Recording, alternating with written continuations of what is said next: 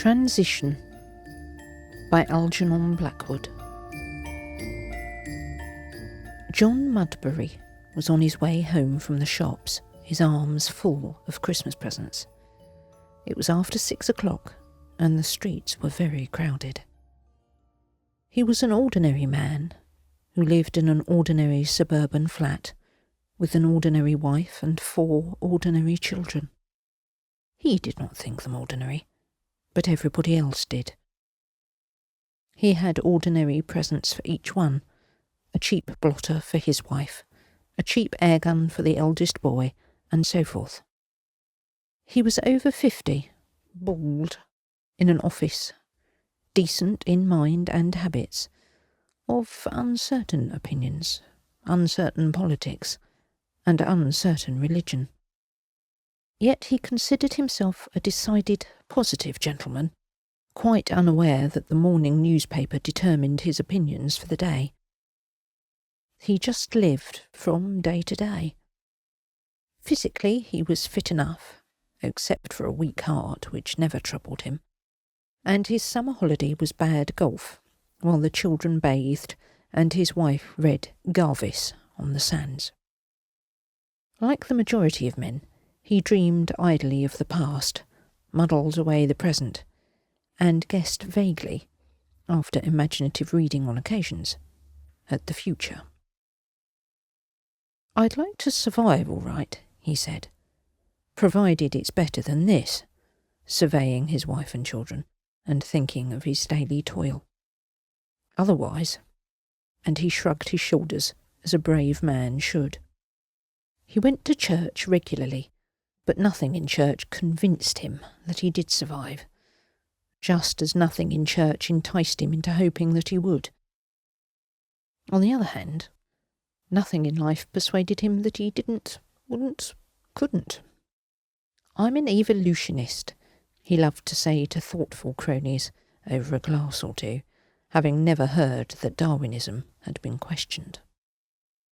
And so he came home gaily, happily, with his bunch of Christmas presents for the wife and little ones, stroking himself upon their keen enjoyment and excitement.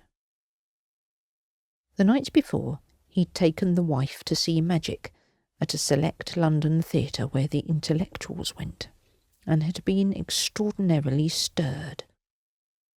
He had gone questioningly, yet expecting something out of the common. "It's not musical," he warned her, "nor farce, nor comedy, so to speak." And in answer to her question as to what the critics had said, he had wriggled, sighed, and put his gaudy necktie straight 4 times in quick succession. For no man in the street, with any claim to self-respect, could be expected to understand what the critics had said, even if he understood the play. And John had answered truthfully. "Oh, they just said things, but the theatre's always full, and that's the only test." And just now, as he crossed the crowded circus to catch his bus, it chanced that his mind, having glimpsed an advertisement, was full of this particular play, or rather, of the effect it had produced upon him at the time. For it had thrilled him, inexplicably, with its marvellous speculative hint, its big audacity, its alert and spiritual beauty. Thought plunged to find something, plunged after this bizarre suggestion of a bigger universe, after this quasi-jocular suggestion that man is not the only, then dashed full tilt against a sentence that memory thrust beneath his nose. Science does not exhaust the universe, and at the same time dashed full tilt against destruction of another kind as well. How it happened he never exactly knew. He saw a monster glaring at him with eyes of blazing fire. It was horrible. It rushed upon him. He dodged. Another monster met him round the corner. Both came at him simultaneously. He dodged again, a leap that might have cleared a hurdle easily, but was too late. Between the pair of them, his heart literally in his gullet. He was mercilessly caught. Bones crunched. There was a soft sensation, icy cold yet hot as fire. Horns and voices roared. Battering rams he saw, and a carapace of iron, then dazzling light. Always face the traffic, he remembered with a frantic yell, and by some extraordinary luck escaped miraculously onto the opposite pavement. There was no doubt about it. By the skin of his teeth he had dodged a rather ugly death. First he felt for his presents. All was safe. And then, instead of congratulating himself and taking breath, he hurried homewards on foot, which proved that his mind had lost control a bit, thinking only how disappointed the wife and children would have been if anything had happened.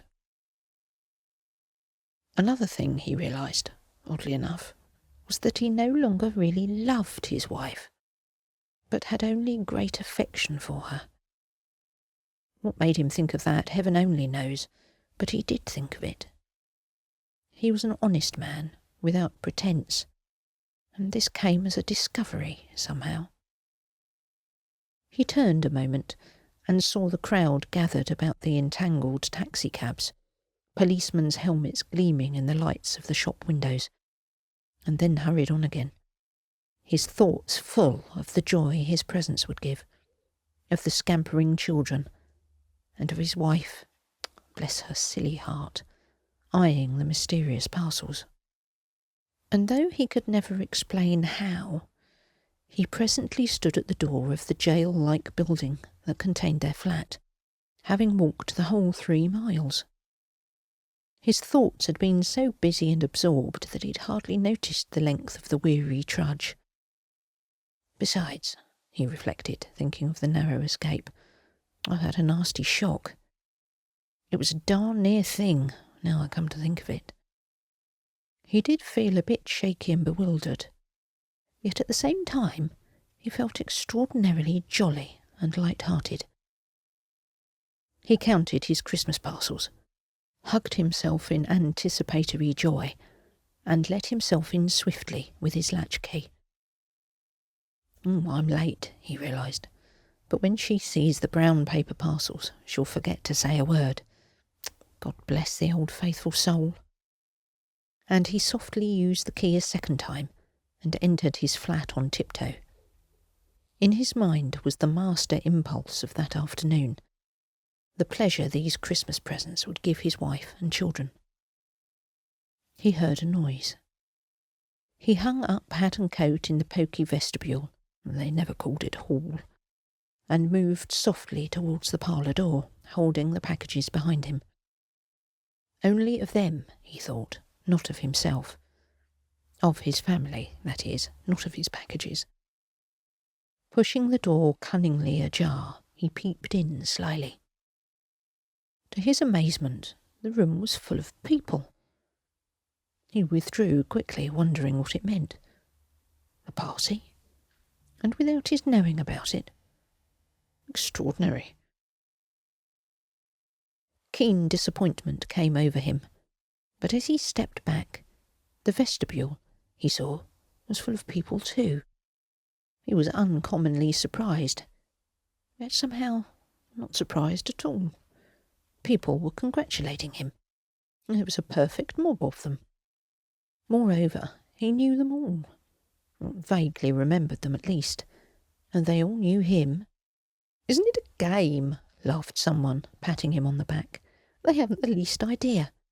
And the speaker, it was old John Palmer, the bookkeeper at the office, emphasised the they. Not the least idea, he answered with a smile, saying something he didn't understand, yet knew was right.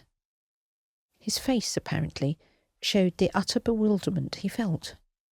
The shock of the collision had been greater than he realised, evidently. His mind was wandering. Possibly. Only the odd thing was, he had never felt so clear-headed in his life.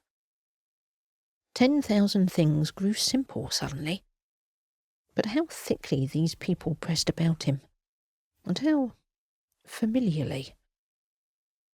"My parcels," he said, joyously pushing his way across the throng. "These are Christmas presents I've bought for them." He nodded towards the room. "I've saved for weeks, stopped cigars and billiards and several other good things to buy them." "Good man," said Palmer with a happy laugh. "It's the heart that counts." Mudbury looked at him. Palmer had said an amazing truth. Only people would hardly understand and believe him. Would they? "Eh?"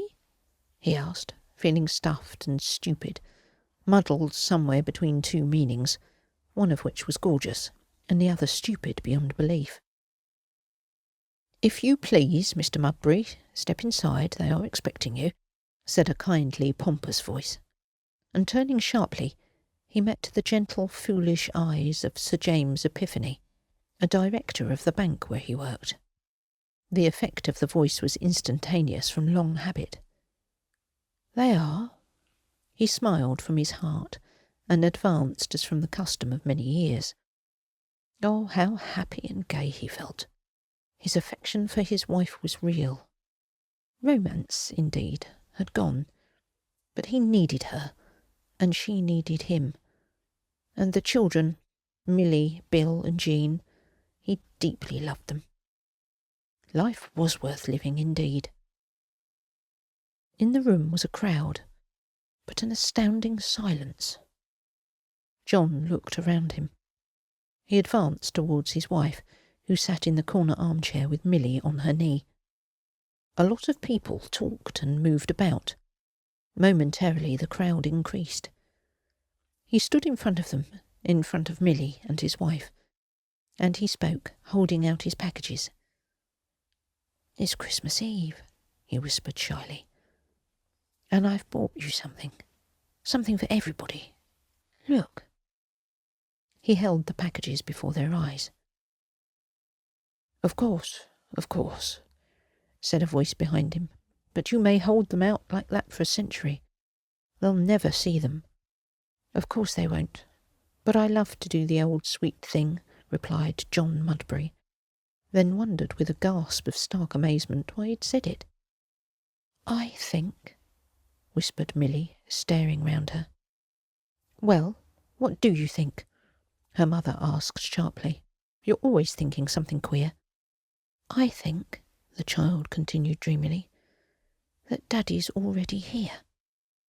She paused, then added with a child's impossible conviction, "I'm sure he is. I feel him." There was an extraordinary laugh. Sir James Epiphany laughed, and the others, the whole crowd of them, also turned their heads and smiled. But the mother, thrusting the child away from her, rose up suddenly with a violent start. Her face had turned to chalk. She stretched her arms out into the air before her. She gasped and shivered, and there was an awful anguish in her eyes. "Look," repeated John. "These are the presents that I brought." But his voice apparently was soundless, and with a spasm of icy pain, he remembered that Palmer and Sir James, some years ago, had died.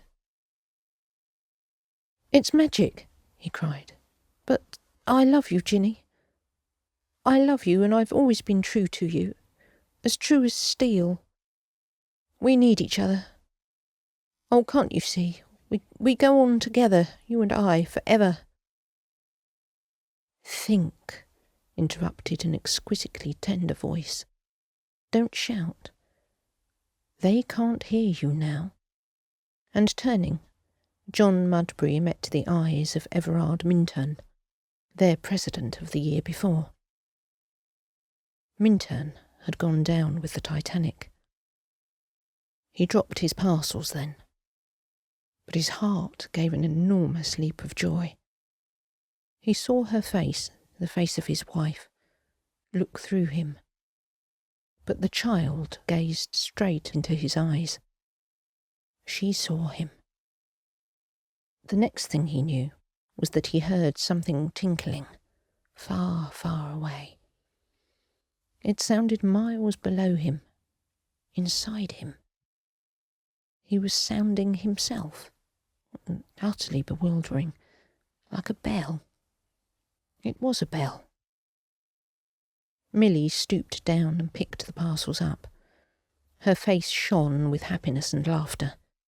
But a man came in soon after, a man with a ridiculous solemn face, a pencil and a notebook. He wore a dark blue helmet. Behind him came a string of other men. They carried something. He could not see exactly what it was. But when he pressed forward through the laughing throng to gaze upon it, he dimly made out 2 eyes, a nose, a chin, a deep red smear, and a pair of folded hands upon an overcoat. A woman's form fell down upon them then, and he heard soft sounds of children weeping strangely, and other sounds as of familiar voices, laughing gaily. "They'll join us presently, it goes like a flash." And turning with great happiness in his heart, he saw that Sir James had said it, holding Palmer by the arm, as with some natural yet unexpected love of sympathetic friendship.